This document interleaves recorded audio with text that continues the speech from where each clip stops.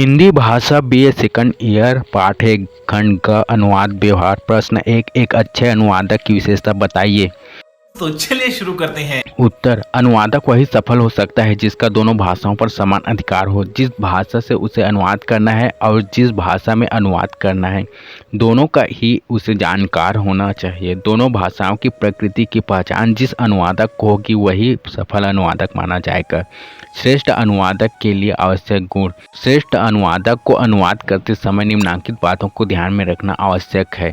एक, प्रत्येक भाषा की अपनी विशेष संरचना होती है, अर्थात प्रत्येक भाषा की वाक्य संरचना में अंतर होता है जिसका ज्ञान अनुवादक को होना चाहिए। जैसे हिंदी वाक्य रचना का क्रम कर्ता प्लस कर्म प्लस क्रिया होता है, जबकि अंग्रेजी में कर्ता प्लस कर्म होता है। अतः अनुवादक को संरचना का पूरा ज्ञान होना चाहिए। ये बड़ी अच्छी बात कही आप। दो, अनुवादक के लिए संरचना के प्रयोग का परिवेश का ज्ञान भी आवश्यक है, अर्थात किस प्रकार के वाक्य की रचना करनी है यह उसे मालूम होना चाहिए। तीन, अनुवादक को स्रोत भाषा एवं लक्ष्य भाषा दोनों का पूर्ण ज्ञान होना चाहिए। चार, अनुवादक को दोनों भाषाओं के व्याकरण का ज्ञान भी होना चाहिए।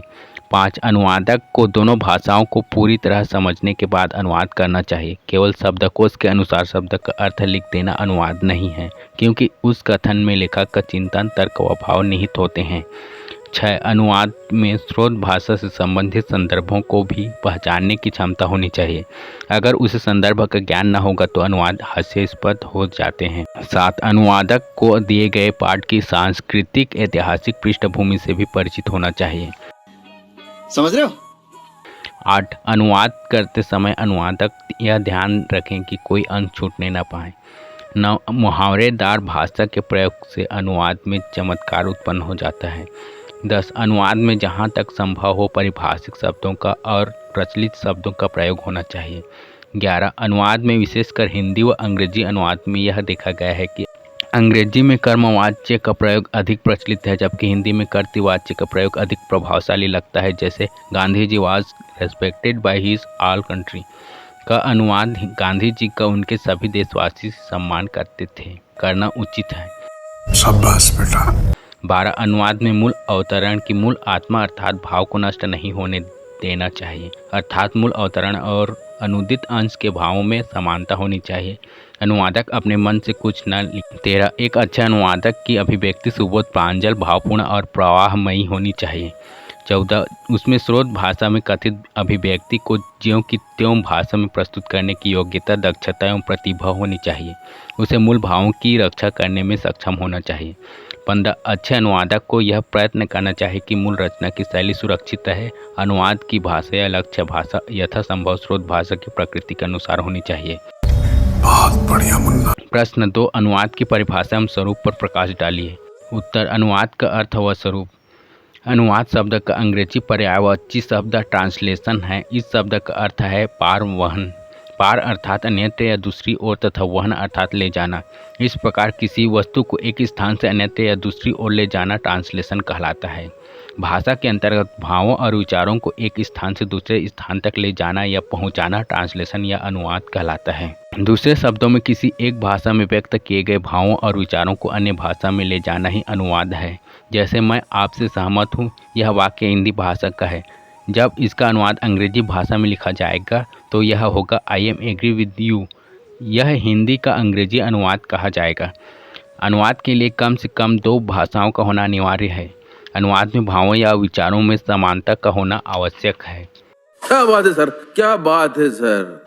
अनुवाद शब्द का व्युत्पत्ति मूलक अर्थ है पुनः कथन, एक बार कही हुई बात को दूसरी बार कहना। इसमें अर्थ की पुनरावृत्ति होती है, शब्द की नहीं। इस प्रकार अनुवाद का अर्थ है एक भाषा में कही गई बात को दूसरी भाषा में इस प्रकार कहना कि वह बात दूसरी भाषा में समग्रतः प्रस्तुत हो सके।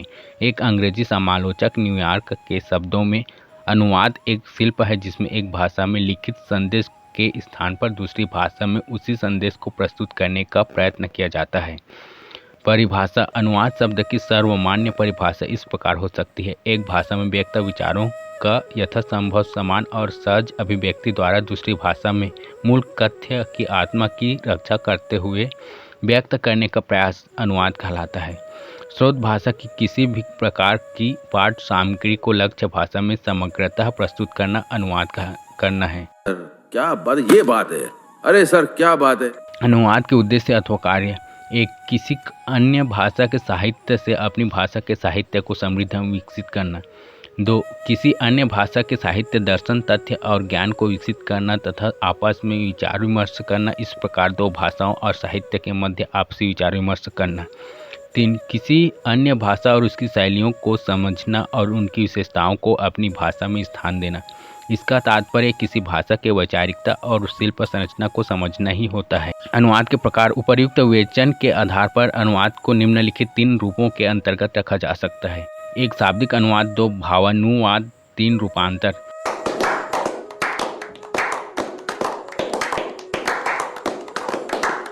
एक शाब्दिक अनुवाद: इसमें मूल भाषा या स्रोत भाषा की शब्द योजना, वाक्य विन्यास आदि का दूसरी भाषा या लक्ष्य भाषा में लगभग ज्यों का त्यों अनुवाद किया जाता है, इसे शाब्दिक अनुवाद कहते हैं।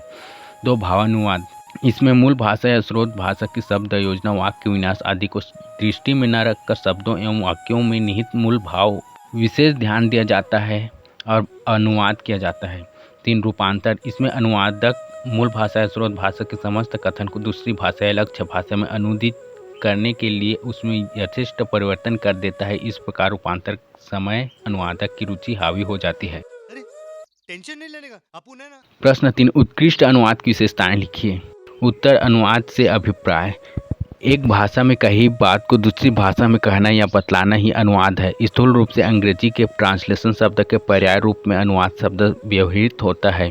यद्यपि ट्रांसलेशन का व्युत्पत्ति मूलक अर्थ है पारवाहन, एक स्थान से दूसरे स्थान पर ले जाना। अनुवाद शब्द का व्युत्पत्ति मूलक अर्थ है किसी के बाद कहना, अर्थात किसी कथन का अनुवर्ती कथन, पुनः कथन अथवा पुनरुक्ति। एक श्रेष्ठ अनुवादक को अनुवाद प्रक्रिया का ध्यान रखना जरूरी है। अच्छे अनुवादक को यह प्रयत्न करना चाहिए कि मूल रचना की शैली सुरक्षित रहे। मूल रचना की शैली सुरक्षित रखने का तात्पर्य यह नहीं कि केवल शाब्दिक अनुवाद कर दिया जाए। अनुवाद की भाषा स्रोत भाषा की प्रकृति के अनुरूप हो। यदि स्रोत भाषा में कोई मुहावरा है तो उस मुहावरे की प्रकृति से मिलता हुआ मुहावरा लक्ष्य भाषा का भी अनुवाद में प्रयुक्त किया जाना चाहिए। इससे स्वाभाविक प्रवाह बना रहता है। एक अच्छे अनुवादक के लिए 2 बातें ध्यान रखनी आवश्यक हैं।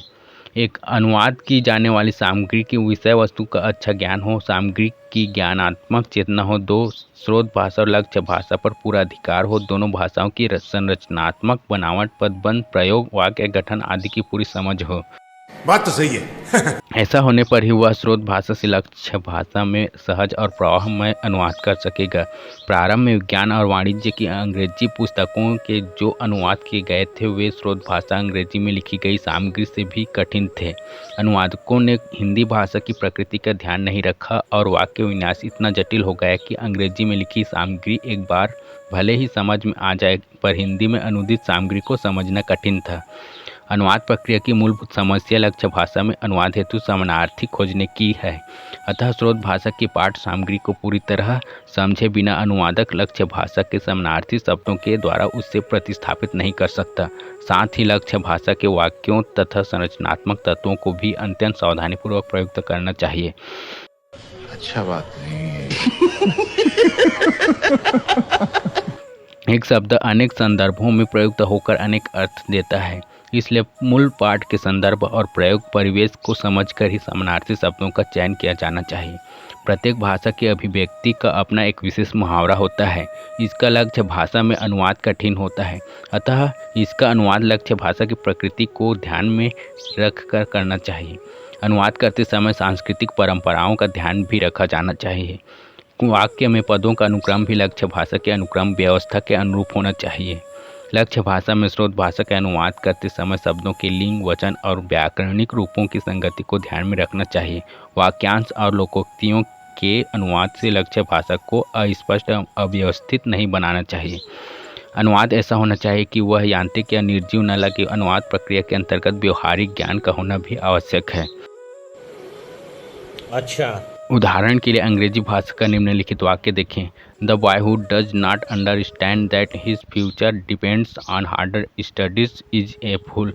यदि हिंदी में इसका अनुवाद निम्न प्रकार किया जाता है, वह लड़का जो यह नहीं समझता कि उसका भविष्य सख्त अध्ययन पर निर्भर करता है, मूर्ख है। तो यह वाक्य विन्यास हिंदी भाषा के वाक्य विन्यास के अनुरूप नहीं होगा। हार्डा के लिए यहाँ सख्त भी उपयुक्त समानार्थी नहीं लगता। यदि अनुवाद निम्नलिखित हो, वह लड़का मूर्ख है जो यह नहीं समझता कि उसका भविष्य कठोर अध्ययन पर निर्भर है, तो अनुवाद का वाक्य विन्यास हिंदी भाषा की प्रकृति के अनुरूप होगा। इसी प्रकार Sohrab was killed by his own father Rustam का अनुवाद सोहराब मार दिया गया था अपने पिता रुस्तम के द्वारा उचित नहीं है। हिंदी में सोहराब अपने पिता रुस्तम के ही हाथों मारा गया अनुवाद उपयुक्त होगा। अतः लक्ष्य भाषा के वाक्य विन्यास को ध्यान में रखकर ही अनुवाद किया जाना चाहिए। जैसा कि कहा गया है, प्रत्येक भाषा में अभिव्यक्ति का एक अपना विशेष मुहावरा होता है। इसका लक्ष्य भाषा में यथावत अनुवाद कठिन होता है। इसका अनुवाद लक्ष्य भाषा की प्रकृति के अनुरूप ही होना चाहिए। देखें स्रोत भाषा अंग्रेजी से लक्ष्य भाषा हिंदी में शब्दशः अनुवाद। सही अनुवाद। एक there is no room in the car, car में कोई कमरा नहीं है। सही अनुवाद, कार में कोई स्थान नहीं है। यदि अनुवाद नो रूम मुहावरे का अर्थ नहीं जानता और कोश में से रूम का अर्थ कमरा देखकर अनुवाद कर देता है, तो यह भ्रष्ट अनुवाद ही होगा। 2 शी इज टेकिंग फूड, वह खाना ले रही है, वह खाना खा रही है। 3 टेकिंग मिल्स, टेकिंग टी आदि विशेष प्रयोग है। इनके अनुवाद हिंदी की प्रकृति के अनुरूप होना चाहिए। 4 ही इज प्लेइंग वायलिन, वह वायलिन पर खेल रहा है, वह वायलिन बजा रहा है। यही नहीं, अभी और सुनिए। प्रश्न 4 स्रोत भाषा और लक्ष्य भाषा में अंतर स्पष्ट करते हुए उत्कृष्ट अनुवाद की विशेषताएं लिखिए। उत्तर स्रोत भाषा और लक्ष्य भाषा। स्रोत भाषा और लक्ष्य भाषा का प्रयोग अनुवाद के संदर्भ में किया जाता है। एक भाषा का दूसरी भाषा में कथन कहना अर्थात एक भाषा के कथन को दूसरी भाषा में कथन में परिवर्तित करना अनुवाद कहलाता है।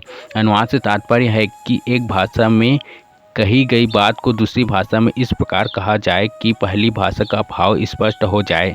जैसे अंग्रेजी भाषा में कही गई बात को हिंदी में इस प्रकार प्रस्तुत किया जाए कि दोनों का अर्थ एक ही हो, दोनों का भाव व उद्देश्य एक ही हो।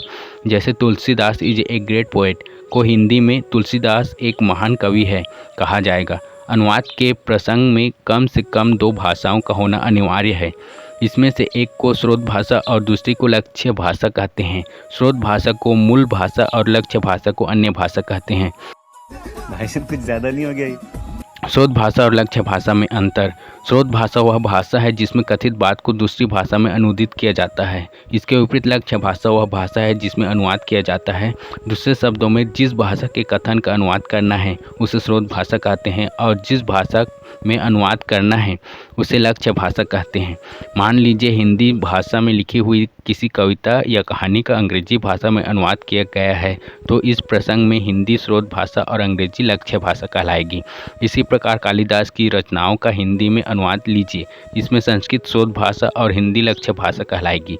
कोई भी अनुवादक स्रोत भाषा की सामग्री को लक्ष्य भाषा में सावधानी से पुनः प्रस्तुत करता है। इस दृष्टि से एक अनुवादक के लिए स्रोत भाषा और लक्ष्य भाषा दोनों का अच्छा ज्ञान होना अति आवश्यक है।